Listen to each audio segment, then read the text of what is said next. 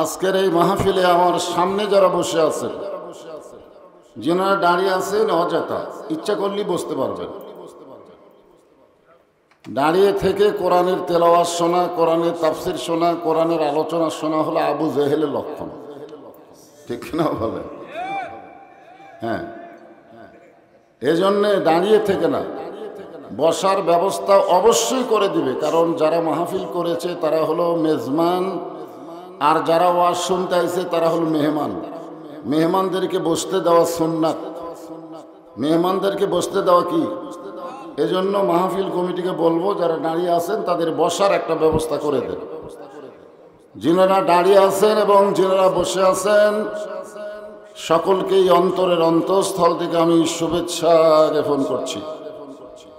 সম্মানিত মা বোনেরা, পর্দার অন্তরালে বসে বসে যারা আলোচনা শুনতেছেন তাদেরকেও শ্রদ্ধা জ্ঞাপন করে এই মুহূর্তে আমি জানতে চাচ্ছি আপনারা সকলে কেমন আছেন? আলহামদুলিল্লাহ রাব্বিল আলামিন। জি আল্লাহ শারীরিক সুস্থতা এবং মানসিক প্রশান্তি, সুবহানাল্লাহ বলেন। গত বছর এই সময় আমাদের অনেকের শরীর সুস্থ ছিল কিন্তু মনের মধ্যে শান্তি ছিল না। খেয়াল করে দেখেন এই সময়, এটা কি মাস? গত বছর এপ্রিল মাসে আপনারা অনেকেই সুস্থ ছিলেন কিন্তু মনের মধ্যে শান্তি ছিল না। কেমন যেন একটা অস্থিরতা বিরাজ করত। না জানি কি হয়, না জানি কি হয়। আজরাইল ধরার আগে পুলিশ ধরার ভয়, ঠিক কিনা বলেন? হ্যাঁ, কিন্তু মাশাআল্লাহ 5ই আগস্টের পরে এই ধরাধরির ভয় অন্তত আপাতত কমে গেছে। খালি আজরাইল ধরতেছে। এক ঈদের দিনেই 368 জন মারা গেছে এক ঈদের দিনেই। তার মধ্যে 238 জন হলো মোটর সাইকেল চলাতে গিয়ে মরছে। আজরাইল ধরতেছে না মনে হয়? আজরাইল, হ্যাঁ। তো এই যে একটা অবস্থা, আল্লাহ আমাদেরকে সুন্দর পরিবেশে কোরআনের মাহফিলে বসার তৌফিক দিয়েছেন, খুশি না বেজার? তাহলে জবান খুলে সমস্বরে সকলে বলবো রব্বানা লাকাল হামদ হামদান কাসীরান তাইয়িবান মুবারাকান ফীহি। আপনাদের রাজশাহীর এক এলাকায়, আবার চাঁপাইয়ের কিছু এলাকার মধ্যে কিছু কিছু নেতারা বলে ইসলামের সাথে রাজনীতির কোনো সম্পর্ক নেই। নাউজুবিল্লাহ পরে কনেনি। এই নাই নাই করতে করতে আমাদের জেরুজালেম, আমাদের ফিলিস্তিন, আমাদের রাফা আজকে নাই হয়ে গেছে। জোরগণ ঠিক কিনা? আজকে কি অবস্থা! জিকির আজকার করে, তসবিহ তেলাওয়াত করে আমরা যতই চেষ্টা করি বাতিলের সাথে আমরা যুদ্ধ করতে পারবো না। আমি এদিকে খেয়াল করে কোরআন শরীফের একটা সূরা, দুটো আয়াত আপনাদের সামনে তেলাওয়াত করেছি। সূরাটার নাম হলো সূরা মুলক। নাম কি? মুলক শব্দের অর্থ কি? রাজ্য, রাজত্ব। কিছুদিন আগে আমাদের বগুড়ার গাবতলী এলাকায় আমি ওয়াজ করতে গেলাম। হঠাৎ এক হাজী সাহেব দাঁড়িয়ে বলতেছে, হুজুর ওয়াজ করবেন কিন্তু কোনো রাজনীতি করবেন না। ওয়াজ করবেন কিন্তু কি করবেন না? তা আমি বললাম, হাজী সাহেব আপনি হজ করবার যায় রাজনীতি করলেন। তখন বলতেছে, না না, আমি হজ করবার যায় রাজনীতি কোথায় করলাম? আমি বললাম, আপনার খেয়াল আছে আপনি আল্লাহর কাবা ঘর সামনে নিয়ে বলেছেন লাকাওয়াল মুলক লা শারিকা লাহ, বলেনি? প্রথম থেকে বললে আপনারা বুঝতে পারবেন। তালবিয়া যাকে বলা হয়, কি তালবিয়া? কি তালবিয়ার শুরুটা কি? লব্বাইক আল্লাহুম্মা লব্বাইক লব্বাইক লা শারিকা লাকা লব্বাইক ইন্নাল হামদা ওয়ান নি'মাতা লাকা ওয়াল মুলক লা শারিকা লাক। আচ্ছা, লাকা ওয়াল মুলক লা শারিকা লাকের অর্থ কি? হাজী সাহেব বলে, আমি জানি না। আমি বললাম, না জানলে হবে? এর অর্থ হলো রাজনীতির ভিতরে, রাষ্ট্রের ভিতরে একমাত্র আল্লাহ ছাড়া আমি অন্য কাউকে স্বীকার করি না। তো তাহলে আপনি হজ করবার যায় আল্লাহর কাবাঘর সামনে রেখে আপনি রাজনীতি করলেন, আর আমরা কোরআনের হক কথা বললে আপনার বাজে কোন জায়গায়? এখানে আল্লাহ বলতেছেন তাবারাকাল্লাযী বিয়াদিহিল মুলক, গোটা পৃথিবীর রাজত্ব, কর্তৃত্ব, মালিকানা কার হাতে? সবাইকে বলতে হবে কার হাতে? বাংলাদেশে একজন বলেছিল ক্ষমতা আমার হাতে। রেহানা বলেছে যে আপা আপনি 18 কোটি মানুষকে খাওয়াতে পারেন, আর 10 লক্ষ রোহিঙ্গা মুসলমানকে খাওয়াতে পারবেন না? আপনারা বলেন তো খাওয়ানোর মালিককে? সাবেক প্রধানমন্ত্রী এ কথা বলেছে, তার ভিডিও এখন আছে, যে তার বোন তাকে বলল যে আপনি বাংলাদেশের 18 কোটি মানুষকে যদি খাওয়াতে পারেন তাহলে 10 লক্ষ রোহিঙ্গা মুসলমানকে খাওয়াতে পারবেন না? আপনারা বলেন তো এই কথা কি কোরআনের পক্ষে না কোরআনের সাংঘর্ষিক? কারণ খাওয়ানোর মালিককে আল্লাহ কোরআনে বলেছেন ওমা মিন দাব্বাতিন ফিল আরদি ইল্লা আলাল্লাহি রিজকুহা, পৃথিবীতে এমন কোনো বিচরণশীল প্রাণী নাই যার রিজকের ব্যবস্থা আল্লাহ করেনি। যে ফিলিস্তিনকে ধ্বংস করে দিল, গাজাকে ধ্বংস করে দিল, ওখানে যারা জীবিত আছে তাদেরও খাওয়ার ব্যবস্থা আল্লাহ করবে। জোরে কোন কথা ঠিক কি না? না না খায় মরবে? হ্যাঁ ইনশাআল্লাহ।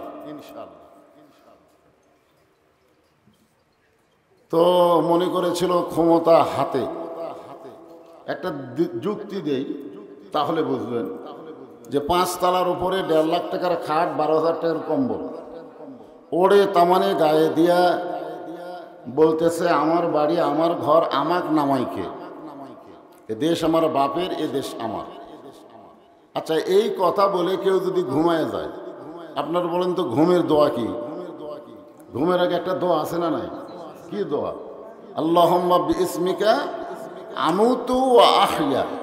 আপনারা দোয়ার অর্থ জানেন না দেখে কিছু মনে করেন না, খালি অর্থ জানলেই ঘুমানোর আগে আপনি তওবা করে ঘুমাতেন যে আল্লাহ আমি যদি চেতন না পাই, আপনি যদি চেতন না করেন, আমার ক্ষমতা নাই যে আমি জাগ্রত হব। জোরে কোনো কথা ঠিক কিনা?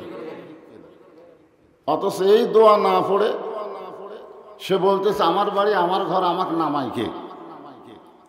আল্লাহ রাত 3টার সময় একটা ভূমিকম্প দিছে। জোরে কোন কি কম্প? ভূমিকম্প। খালি বিল্ডিং একটু লড়ে উঠছে, এত ফুটছে নামছে যে কম্বলের মধ্যে লঙ্গি খোলা আছে ওটাও পরার টাইম পায়নি।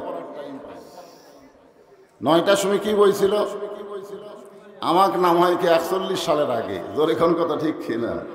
অথচ 24 সালে আল্লাহ এমন করে নামাইলো কে ন্যাংটা হয়ে নামছে। জোরে কোন কথা ঠিক কিনা? এখান থেকে বিশ্বাস করতে হবে অহুয়া আলা কুল্লি শাইইন কদির, প্রত্যেকটা বিষয়ের উপরে একমাত্র ক্ষমতা কার? আরো জোরে বলেন। গোটা পৃথিবী রাজত্ব, কর্তৃত্ব, মালিকানা একমাত্র কার হাতে? বিশ্বাস করেন তো? রাজত্বের মালিক হচ্ছে আল্লাহ, মানুষ হচ্ছে খেলাফত। মানুষ কি? খেলাফত। ওয়াইদ ক্বালা রাব্বুকা লিল মালাইকাতি ইন্নী জাইলুন ফিল আরদি খলিফা। দুনিয়াতে মানুষকে রাজত্ব করার জন্য আল্লাহ পাঠায়নি, আল্লাহ পাঠাইছে খেলাফত। খেলাফত আর রাজত্ব দুইটাকে এক। আপনাদের কাছে স্বীকার করা লাগবে রাজত্বের মালিককে, আর আমরা মানুষ খেলাফত। যেমন উমর ফারুকের আমরা বলবো উমর ফারুকের রাজত্বের আমল না খেলাফত আমল? হ্যাঁ, কারণ যখন কেউ রাজা হয় তখন কাউকে সে কি আর করে না, আর যখন খলিফা হয় তখন সে ইচ্ছা মতো চলতে পারে না, চলতে হবে আল্লাহর ইচ্ছা মতো। কারণ কার ইচ্ছা মতো? আল্লাহর ইচ্ছা মতো। একটা দৃষ্টান্ত দেই, বাংলাদেশের মতন 96টা দেশের খলিফা হজরত ওমর। আমাদের বাংলাদেশের মতন কয়টা? 96টা দেশের খলিফা। 96টা দেশ একত্র করলে যে এরিয়া হবে তার চাইতে বড় এরিয়ার খলিফা হজরত ওমর। নিজের আইনে চলে না আল্লাহর আইনে চলে? মাশাআল্লাহ। জুমার দিনে মসজিদের মেম্বরে দাঁড়ায় খুতবা দিচ্ছেন। খুতবা মানে বক্তব্য দিচ্ছেন। এমন সময় মাঝখান থেকে একজন লোক দাঁড়িয়ে বলতেছে আমির আল মুমিনিন, আপনার খুতবা আমরা শুনবো না। আমি শুনবো না এই কথা বলেনি, বলতেছে আমরা শুনবো না, মানে একজনের মুখ দিয়ে সবার কথাই বের হচ্ছে, আমরা শুনবো না। ওমর ফারুক বললেন আমার অপরাধ? বলে আপনার অপরাধ হলো আমাদেরকে খাটো পাঞ্জাবি দিয়ে আপনি লম্বা জুব্বা পরে খুতবা দিচ্ছেন। যতক্ষণ পর্যন্ত আপনার লম্বা জুব্বার কাহিনী না বলবেন ততক্ষণ আপনার খুতবা আমরা শুনবো না। ওমর ফারুকের চোখ দিয়ে দরদর করে পানি পড়তেছে আর মুখটা মুচকি মুচকি হাসতেছে। হাসার কারণ কে জানেন?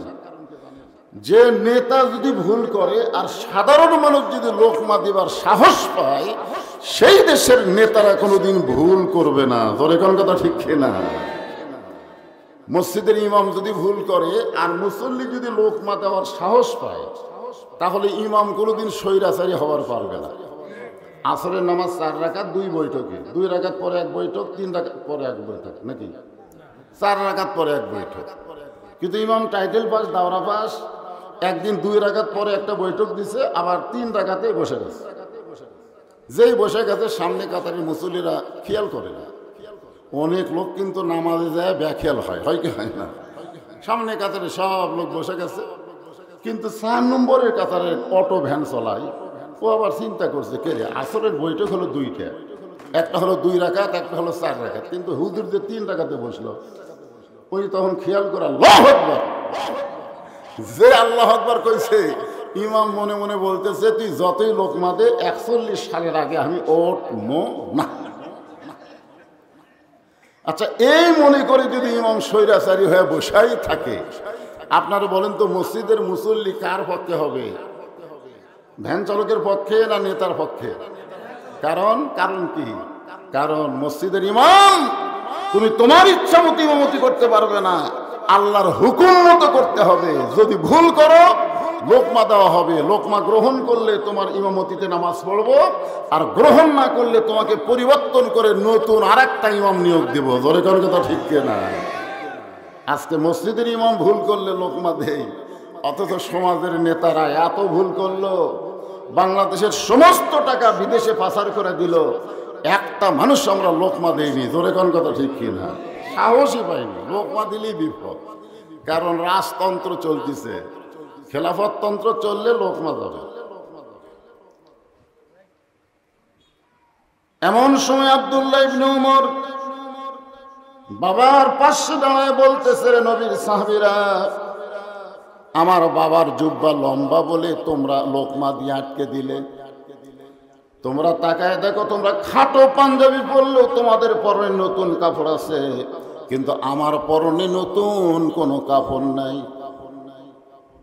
ওসমান গনি বললেন, আব্দুল্লাহ, আজকে জুমার দিনে নতুন কাপড় না পরে তুমি পুরাতন কাপড় কেন পরছো? তো বলে, আমি যদি নতুন কাপড় পরতাম তাহলে আমার বাবার জুব্বা লম্বা হতো না।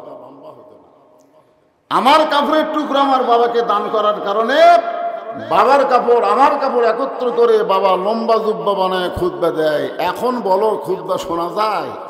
সমস্ত মুসল্লি চিৎকার করে বলে, আল্লাহর কোরআন দিয়ে যখন দুনিয়া চলবে তখন ভালো মানুষকে নেতা হিসাবে পাওয়া যাবে। আল্লাহর কোরআন দিয়ে তখন দুনিয়া চলবে, কোরআন দেখালে ওয়াজ চললে হবে না, কোরআন দিয়ে আমাকে দুনিয়া চলা লাগবে। ধরে কোন কথা ঠিক কিনা? এখন কোরআন দিয়ে কি চলে? দুনিয়া চলে। খালি বলছে 72 সালে সংবিধান পরিবর্তন করা লাগবে, এই কথা শুনেই একদল এতই খেপা খেপছে। আগামীতে যখন কোরআন দিয়ে বাংলাদেশ চলবে তখন মানুষের কোনো সংবিধান থাকবে না, একমাত্র সংবিধান হবে আল্লাহর কোরআন। জোরে বলেন কথা ঠিক কিনা? এই কোরআনের মধ্যে কোনো সন্দেহ, ভেজাল, ধোঁকা, কিন্তু বর্তমানে যে আইন চলতেছে বাংলাদেশে, আইনের মধ্যে সন্দেহ, ধোঁকা, গোজামিল। ডক্টর কামাল যে সংবিধান লিখেছে, এই সংবিধানের মধ্যে ভুল, কথা কয় না, সবাই কয় না, ধোঁকা, গোজামিল। তাহলে কেন বলে পবিত্র সংবিধান? যার মধ্যে ভুল আছে, গোজামিল আছে, ধোঁকা আছে, সেটা পবিত্র কেমনে হয়? পবিত্র একটাই হতে পারে, সেটা আল্লাহর কোরআন। জোরে কোন কথা ঠিক কিনা?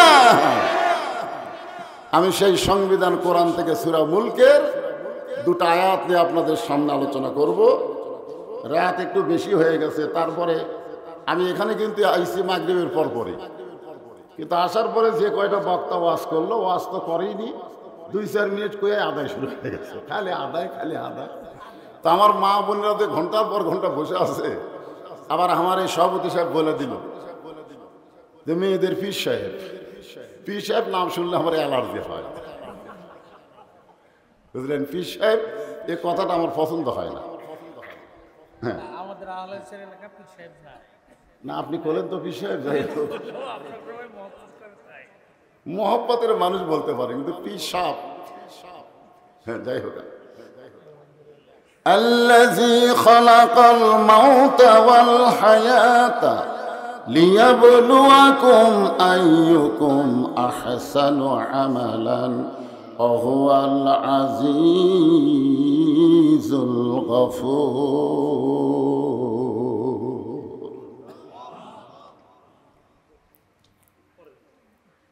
আল্লাহ বলতেছেন মৃত্যু এবং হায়াত, মৃত্যু এবং হায়াতের স্রষ্টাকে।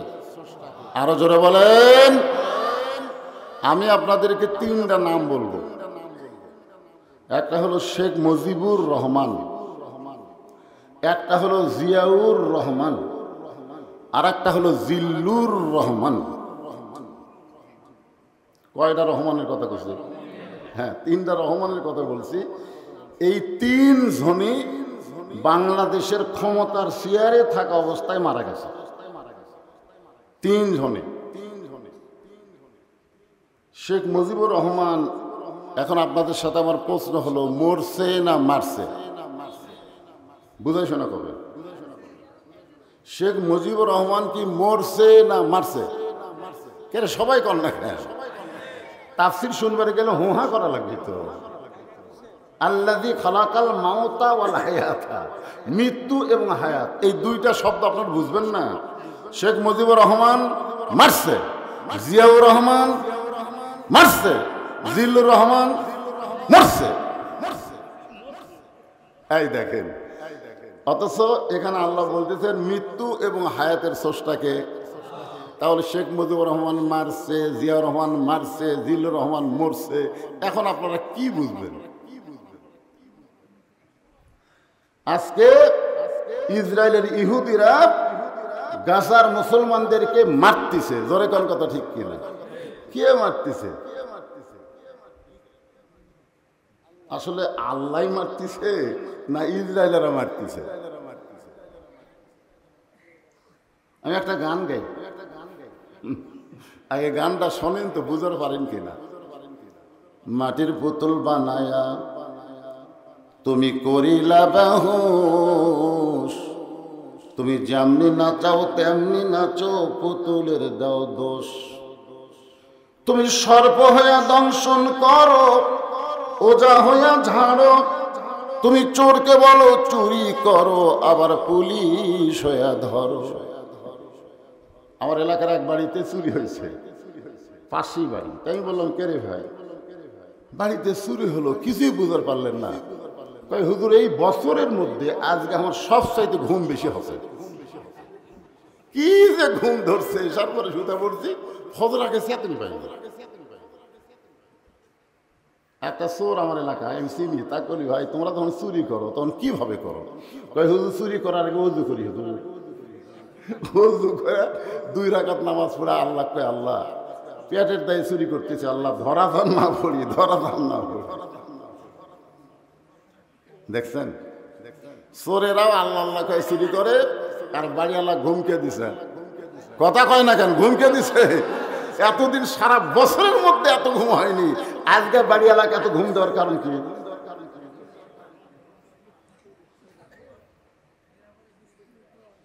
না না, হাসার জন্য না, এই আয়াতের ব্যাখ্যা বোঝানোর জন্য আমি আপনাদের সামনে একটু অ্যাডজাস্ট হচ্ছি।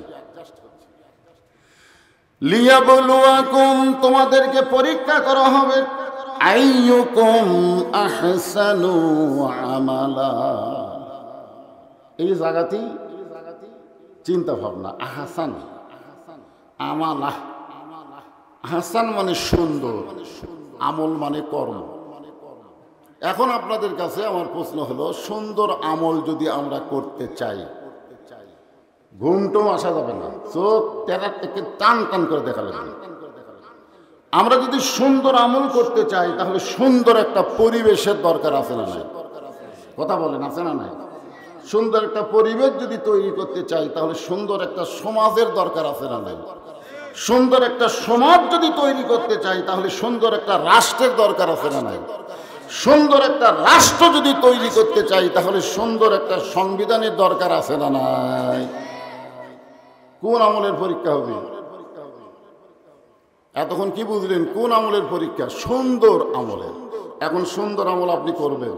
যে মসজিদের উন্নয়ন কল্পে মাহফিল করতেছেন, এই মসজিদ হলো আপনার বাড়ি থেকে 100 গজ দূরে। আপনি ওযু করে জোহর নামাজ পড়ার জন্য মসজিদে রওনা দিয়েছেন। হঠাৎ এই 100 গজের মধ্যে 2টা বেপর্দা নারী আপনার 2 চোখত পড়ছে। এই 100 গজের মধ্যে কয়জন? হা করেন, কয়টা? 2টা বেপর্দা নারী আপনার 2 চোখত পড়ছে। চোখের মধ্যে পোকা পড়লে, মশা পড়লে তোলা যায়, কিন্তু বেপর্দা নারী যদি চোখত পড়ে ওটা কি তোলা যাবে?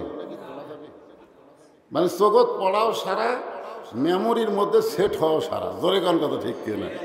এখন মসজিদের মধ্যে আপনি ডান পায়ে ঢুকলেন, আল্লাহুম্মা আফতাহ লি আবওয়াব রাহমাতিক দোয়াও বললেন, আবার বেশি সওয়াবের জন্য সামনে কাতারে তো গেলেন, ইমামের সাথে তাকবীরুল্লাহর সাথে নামাজের নিয়তও করলেন।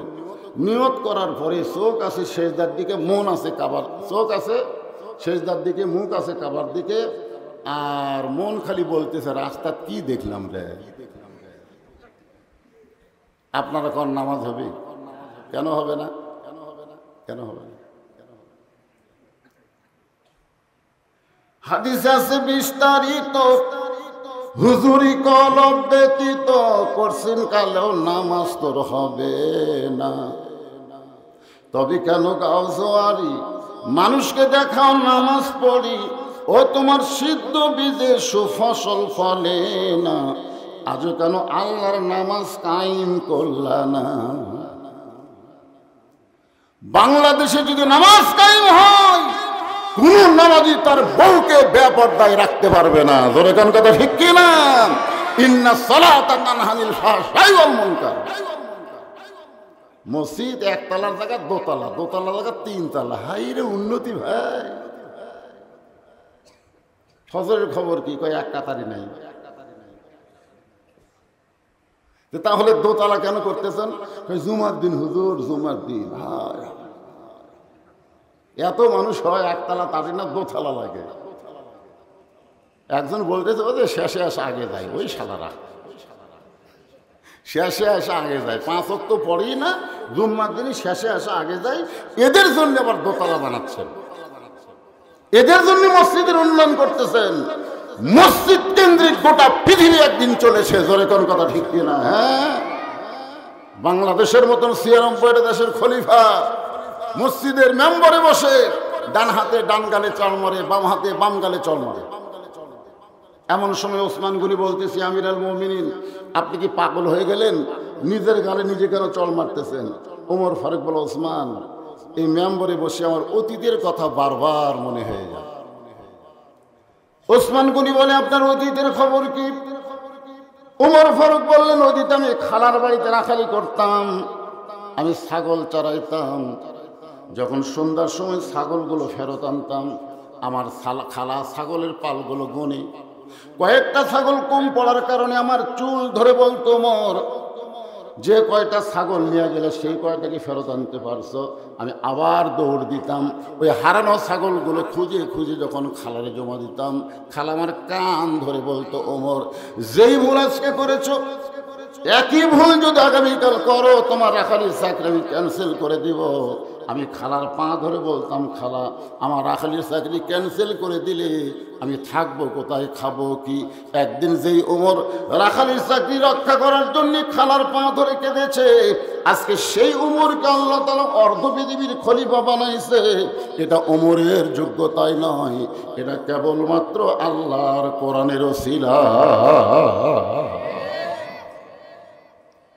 আহসানু আমালা, সুন্দর আমল করতে গেলে কোরআনের বিকল্প কোনো রাস্তা নাই। ধরে কোন কথা ঠিক?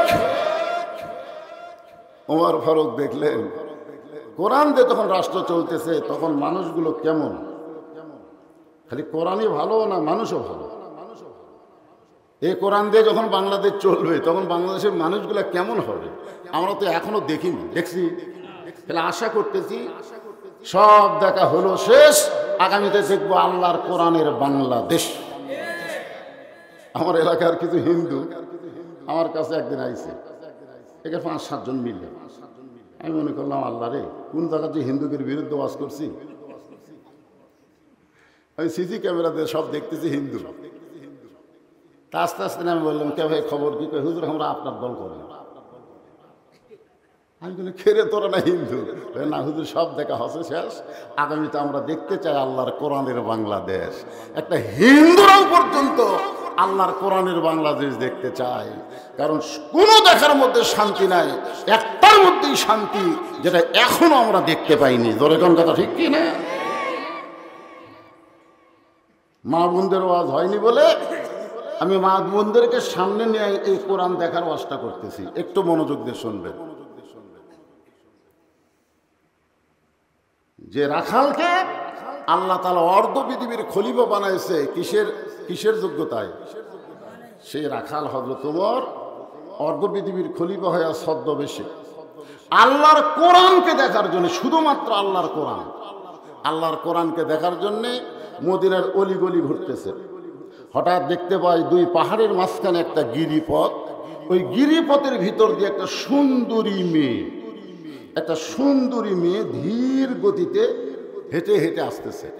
ওমর ফারুক আল্লাহর কোরআন দেখার জন্যে মেয়েটার নিকটে গিয়ে বললেন, আল্লাহ, তোমার দুনিয়াতে এত সুন্দরী মেয়ে, সুবহানাল্লাহ।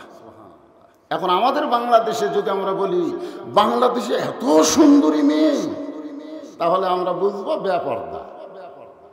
বাংলাদেশের সুন্দরী মেয়ে বলতেই বুঝবো বেপর্দা। তোর এখন কি পর্দা? কথা কান্না কেন? পর্দানিশী মেয়েদেরকে বাংলাদেশের কেউ সুন্দরী কয় না। এই বেপর্দা পরিমণি, বেপর্দা শাবনূর, এদেরকে বাংলার যুবকেরা সুন্দরী কয়। জোরে কোন কথা ঠিক কি না? ওমর ফারুক মেয়েটার আপাতমস্তক লক্ষ্য করে দেখেন, আল্লাহর আইন পর্দার ভিতর দিয়ে মেয়েটা রাস্তা চলতেছে। ওমর ফারুক মেয়েটার নিকটে গিয়ে বললেন, মা, এই নির্জন পথে তুমি একা একা চলতেছ, তোমার সামনেও কোনো মানুষ নাই, পেছনেও কোনো মানুষ নাই, তোমার অন্তরে কি ভয় লাগতেছে না? 2 পাহাড়ের মাঝখান বোঝেন গিরিপথ, এই পথে তোমার সামনেও কোনো মানুষ নাই, পিছনেও কোনো মানুষ নাই, তুমি একা একা চলতেছ, তোমার অন্তরে কি কোনো ভয় লাগতেছে না? মেয়েটা বলতেছে, পথিক, তুমি হযরত উমরকে চিনো? সুবহানাল্লাহ। কি বলতেছে? তুমি হযরত উমরকে চেনো? যদি উমরকে চিনতে এরকম বেসাইদা কথা বলতে না। যেদিন থেকে হযরত উমর আল্লাহর কোরআন দিয়ে রাষ্ট্র চালায়, সেদিন থেকে পৃথিবীর এক প্রান্ত থেকে আরেক প্রান্তে একটা মহিলা নির্ভয়ে যাবে, একমাত্র আল্লাহ ছাড়া অন্য কারো ভয় থাকবে না। আমার আগে যে ভাই ওয়াজ করলেন, আত্তাকুল্লাহ হাক্কা তুকাতিহি অর্জন করতে গেলে আল্লাহর কোরআনের বিকল্প কোনো রাস্তা নাই। জোরে কোন কথা ঠিক কিনা? পৃথিবীর এক প্রান্ত থেকে আর একটা মহিলা অনায়াসে যাবে, তার কলিজায় ভয় থাকবে কার? আরো জোরে। সেদিন ষোড়শী নির্জন পথে যাবে, কোন জন কটু কথা কবে না, পথে আর প্রান্তরে সম্পদের মোহে পড়ে খুন আর রাহাজানি হবে না। সবাই বলেন, যদি মেনে চলি কোরআন, বলেন, যদি মেনে চলি কোরআন আর রাসূলের বিধান, সকলেই শান্তিতে থাকবে, বাংলার আকাশে কলেমার পতাকা যেদিন দুলবে। আপনাদের কি এরকম আশা আছে নাকি? রাসূল বলেছেন, মান সাল্লাল্লাহু তাআলা আশ-শাহাদাতা বিসিরিকিন বাল্লাগাহুল্লাহু মানাজিলাশ শাহাদা ওয়া মাতা আলা ফিরাশিহি। আজকে গোটা বাংলার জমিনে ফিলিস্তিনি মুসলমানের পক্ষে মিছিল হয়েছে, জোরে কোন কথা ঠিক কিনা? উনি আমাকে বলেছে, হুজুর যদি ইউনূস সরকার আমাদেরকে যাবার হুকুম দেয় আমরা আর বাঁচা থাকতে চাই না, আমরা ফিলিস্তিন মুসলমানের পক্ষে আল্লাহর পথে আল্লাহ রাস্তায় জীবন দিবার চাই, জোরে কোন সুবহানাল্লাহ। রাসূল বলেছেন, মান সাল্লাল্লাহু তাআলা আশ-শাহাদাতা বিসিদিকিন, এই কোরআনকে বিজয়ের লক্ষ্যে বাংলার জমিনে শাহাদাতের নিয়ত নিয়ে যারা কাজ করবে, ওই মা তাআলা ফিরাশিহি, সে যদি নিজের বিছনায়ও মারা যায়, বাল্লাগাহুল্লাহু মানাজিলা শুহাদা, হাসরের ময়দানে আল্লাহ তাকে শহীদদের কাতারে দাঁড় করায় দিবে। আপনাদেরকে এরকম নিয়ত আছে যে আগামীতে এই বাংলাদেশে কলেমার পতাকা উড়বে, এরকম নিয়ত কারা কারা আছে? আল্লাহকে একটু হাত দেখান তো দেখি, টান টান করে তোলেন তো দেখি। লিল্লাহি তাকবীর।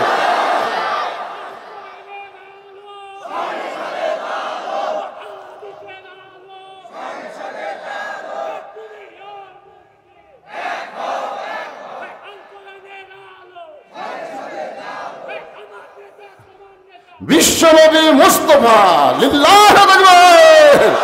হাত নামান, মাশাআল্লাহ। ফেরেশতাগুলো সব খালি ভিডিও করে আল্লাহ দেখাচ্ছে। আল্লাহ